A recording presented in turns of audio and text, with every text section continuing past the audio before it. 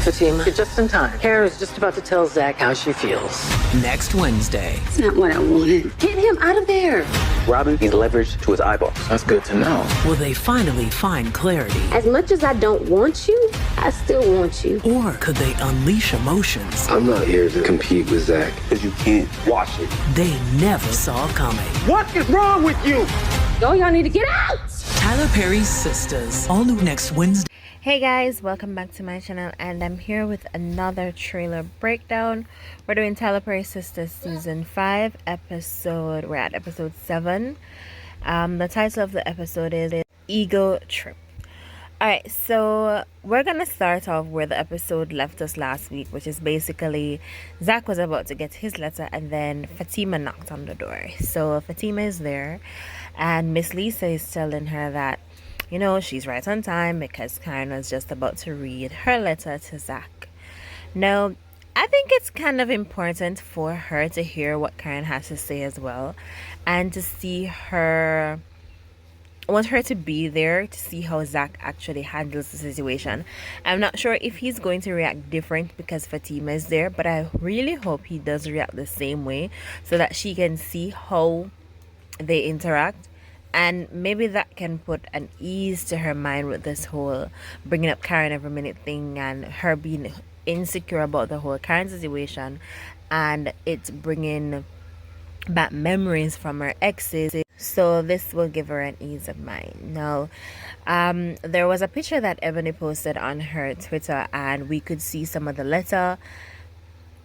And we hear that she's telling Zach that as much as she don't want him, she wants him. I understand how she feels. And I'm guessing she invested to get back, like, not to say invested to get a reward, but she invested so much of her time and she's expecting that, you know, when things turn around, it would actually be with her.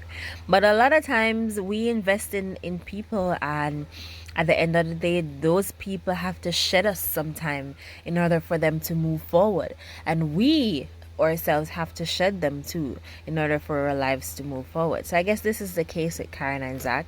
I'm hoping that after she reads this letter and gets everything off her chest, y'all know I've been just so annoyed with this whole scene of the letter and all of that, but I'm hoping that after she reads this damn letter that we would be past it and they would come to a better understanding of how she feels, and once she gets it off her chest, she'll be able to move on, because we don't want to have another sit down again unless this child is Zach's and they need to talk about co-parenting.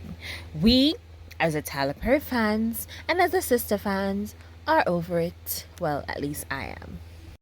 So we're still on Karen. They're at Karen's place, and we see Aaron is saying that he's not here to compete with Zach, and Zach's response was, because you can't. And there was another part where he said, watch it, like in a stern tone. And we're like, oh crap.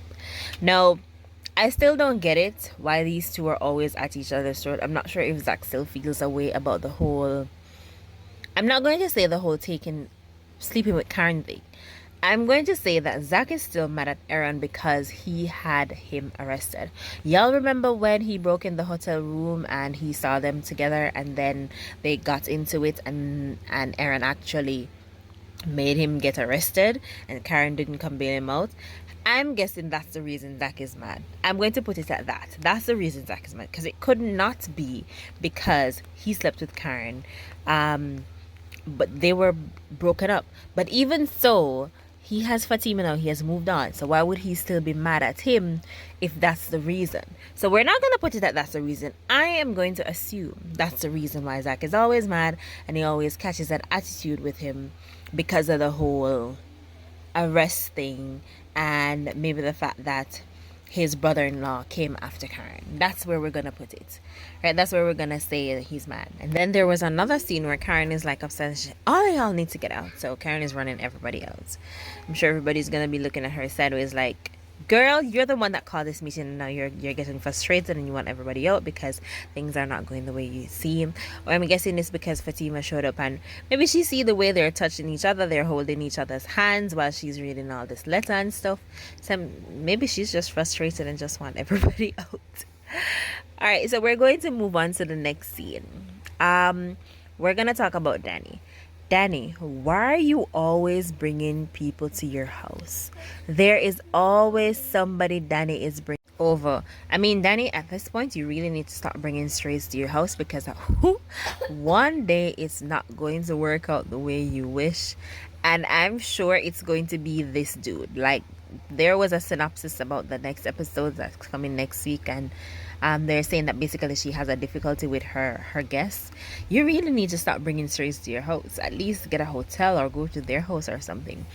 But this dude, he has been giving me a bad vibes from the first time he was introduced with his wife, and then Danny brings him to his house, and I'm sure Danny is not going to want to have sex with him, and he's going to want to have sex with her, and it's going to end up like he is like maybe trying to attack her, and she's gonna have to fight, and then she's gonna get in trouble, and all of that stuff. I see all of that coming because this dude just give me a bad vibe from the beginning. Tell me in the comments, guys, what do you think about this dude?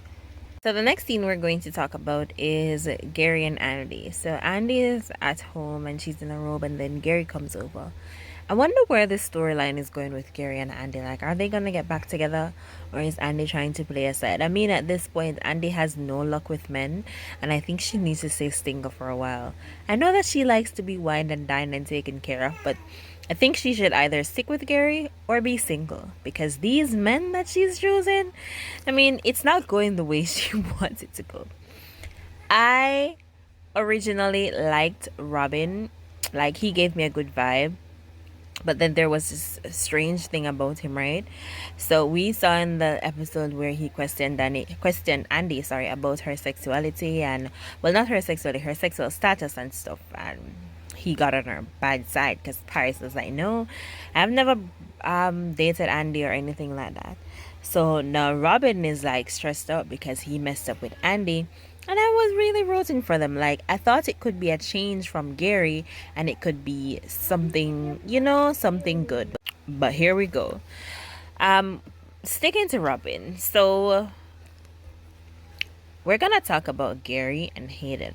What are these two up to? Like, I want somebody to sit me down and explain the plan that Gary has to take over this company.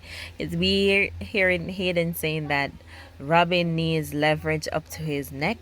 I'm not sure what that means. Like, I've been trying to figure it out. I want you guys to tell me in the comments what you think it means. Gary, what is this plan you have to take over the company? Oh, so you're gonna take over the company, you're gonna become Andy's boss, and she's gonna fall in love with you all over again because Robin is going to leave to go to London. Gary, I wish you would stop trying to eliminate these men and just do right by a girl. Stop trying to fight the niggas. Fight for yourself and do something amazing for Andy. Stop lying to her. Stop cheating on her. Just do her right, and that would make her choose you, instead of you going all out to make yourself angry at these other persons that she's sleeping with or trying to take these men down. Like, focus all that energy on doing something good for yourself so that she can say, oh, I absolutely love this man, and let's move on with it. We're then gonna talk about Q and Calvin. So Q is still there. I mean, Q must be high at this point. Q has to be high or something, because he's really trying to drive Calvin crazy. Calvin is asking him, what is wrong with you? And he's just in a phase where he's like, he's so confident that it's going to work and he's going to take over Maurice's place, and he's getting all this information, and he's sure that Maurice is gonna go to jail and all this good stuff. Like, Tyler Perry must be reading y'all tweets, because I mean on Twitter you guys were going on and on about having the scenes cut with Maurice and Sabrina. Like, you guys felt it was unnecessary, and here we are 7 episodes in and we haven't seen Maurice or Sabrina in season 5 as yet. So he must be reading y'all tweets. But I want to know where this storyline is going with Q, because I'm so over Q. I can't wait for them to catch him. I can't wait for them to catch him.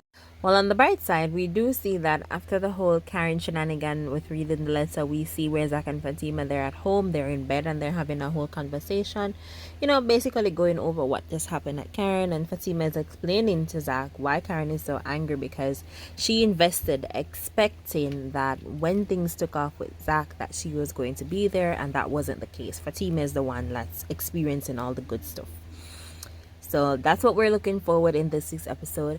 Tell me in the comments what you guys think about this whole Calvin and Q situation and this Danny and the new guy Jonah. I'm not really feeling Jonah, but thank you guys so much for watching the video, and don't forget to subscribe. Hey guys, thank you so much for watching that video. If you enjoyed it, go ahead and subscribe to our channel, like, share, leave a comment, and check out all the other videos on our channel. Thank you guys so much for watching. See you next time.